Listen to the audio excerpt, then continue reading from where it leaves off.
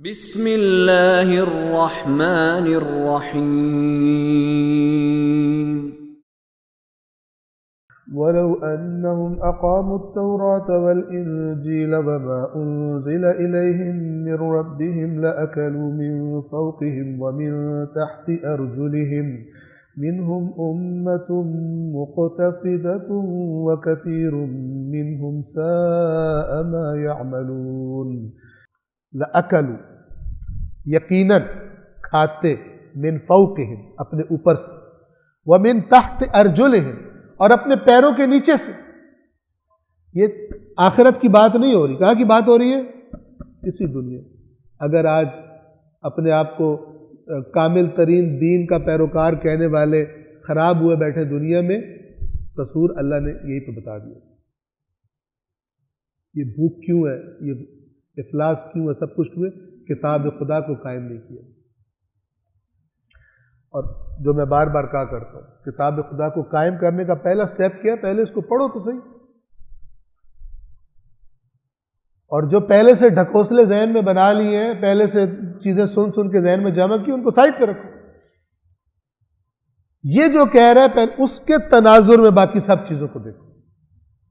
جب تک یہ نہیں ہوتا اس امت کے دردوں کا درمان نہیں ہو سکتا۔ لَأَكَلُوا مِن فَوْقِهِمْ وَمِن تَحْتِ أَرْجُلِهِمْ۔ یہاں پر ایک اور بات بھی کرتا ہوں، وہ روایات کہ جو امام مہدی علیہ السلام کے بارے میں آئی ہیں، اس میں یہ بات موجود ہے، آپ نے سنی ہوگی یا پڑھی بھی ہوگی انشاءاللہ، کہ جب وہ آخری امام آئیں گے تو آسمان اپنی دروازے کھول دے گا نعمتوں کے، اور زمین اپنے دروازے کھول دے گی نعمتیں فراوان۔ وہ یہی بات کیوں؟ اسی امام کے بارے میں یہ حدیث بھی ہے کہ جب امام آئیں گے قرآن کو قائم کریں، قرآن مجید کو قائم کریں گے۔ یہ دونوں چیزیں آپس میں لنک۔ جب تک کتاب خدا معاشرے میں قائم نہیں ہوتی، نعمتوں کی فراوانی نہیں ہو سکتی۔ توجہ فرما رہے ہیں؟ اب کوئی اگر یہ کہے یورپ نے کون سی کتاب خدا قائم کی ہے کہ جو وہ کھا رہے ہیں، یہ جو فراوانی ہے، یہ خالق کی طرف سے جو فراوانی ہے وہ ساری مخلوق کے لیے، ساری مخلوق کو کھانا مل رہا ہو، ساری مخلوق کو بنیادی ضروریات فراہم ہو، نہ کہ دنیا کے گنتی کے چند لوگ آدھی دولت کے مالک ہوں اور باقی آدھی دولت ساری دنیا میں 80 کے قریب یا شاید 90 کے قریب افراد ہیں کہ جن کی دولت ایک طرف اور باقی ساری دنیا کی دولت ایک طرف، اور اس میں آپ دیکھتے ہیں کہ بھوکے ننگوں کی دنیا میں کتنی فراوانی ہے، ان کو بنیادی زندگی کی سہولیات بھی میسر نہیں، سہولیات چھوڑے ضروریات میسر نہیں، کھانا میسر نہیں ہے، دوا میسر نہیں ہے، تعلیم میسر نہیں۔ اور یہ جو اربوں روپے دبا کے بیٹھے ہیں، یہ اتنے مکار ہیں اور دیکھنے والے اتنے سادہ ہیں کہ یہ آ کر کسی اوکیزن پر، کسی جشن میں مثلا چیف گیسٹ بن کر بیچ میں سے تھوڑی سی ایک ہلکا سا گلاس نکال کے اپنے سمندر میں سے وہ غریبوں میں سب کے سامنے بانٹتے ہیں۔ لوگ کہتے ہیں کتنا نیک انسان ہے، کتنا نیک ہے، غریبوں کو اس نے بانٹا ہے، بیواؤں کو اس نے بانٹا ہے۔ کتنا بانٹا ہے اس نے؟ کتنے افراد ہیں؟ آیا بھوکے یہی تھے؟ اپنے آپ کو وہ اچھا سا میک اپ کر کے، اور ظاہر بات ہے میڈیا وغیرہ یہ سب چیزیں نہیں کہ ہاتھوں میں ہوتی ہیں، یہی صحافیوں کو کھلا بھی سکتے ہیں تو اپنی اچھی فیس بنا کے پیش کرتے ہیں، حالانکہ دنیا کے بدترین درندے وہی ہیں کہ جنہوں نے ہزاروں لاکھوں لوگوں کے جو بنیادی ضروریات کی چیزیں ہیں وہ اپنے اکاؤنٹس میں ڈال کے رکھی ہوئی ہیں اور دبا کے بیٹھے ہوئے۔ تو یہ جو فراوانی ہے مال کی، یہ نعمتوں کی، سب کے لیے، ساری انسانیت کے لیے، نہ کہ مثلا امام زمانہ آئیں گے تو صرف شیعوں کے لیے آئیں گے مثال کے طور پر۔ بعض لوگوں کو تو شاید اسی وجہ سے ان کے ساتھ تکلیف ہو جائے گی، یہ تو دوسروں کے بھی لیڈر بنے ہیں، ہم تو سمجھے صرف ہمارے ہیں۔ وہ ساری انسانیت کے لیے آئیں گے، ساری بشریت کے لیے آئیں گے۔ اس وقت یہ جو اس کی فرقہ وغیرہ سسٹم ہے ختم ہو جائے گا، یا خدا کے دوست یا خدا کے دشمن، یہ دو پارٹیاں رہ جائیں گی۔ اس وقت لیبلز کے اندر جو حقیقتیں چھپی ہوئی تھی وہ سامنے آ جائیں گی۔ لیبل کچھ بھی تھا، اندر بے ایمان تھا یا ایماندار تھا، وہ کھل کے سامنے آ جائے گا۔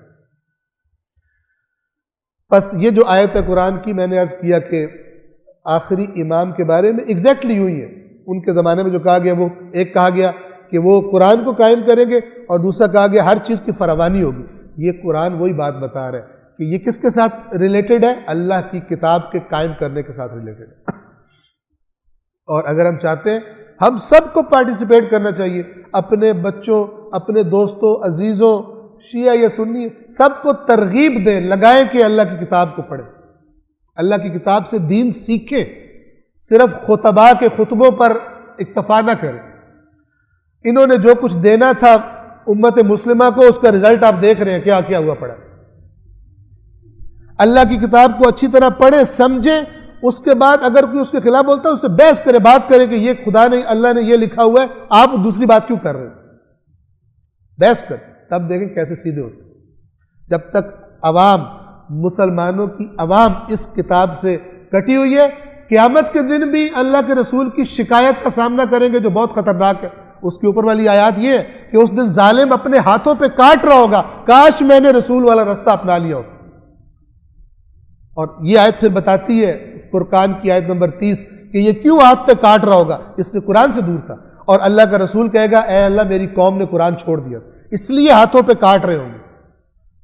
یہ سارے بغیر قرآن مجید کا قرب پڑھے سمجھے بغیر سب اپنے اپنے، پتہ نہیں کوئی شفاعت ہو جائے گی، یوں سارے معاف ہو جائیں گے، یوں سارے معاف ہو جائیں گے۔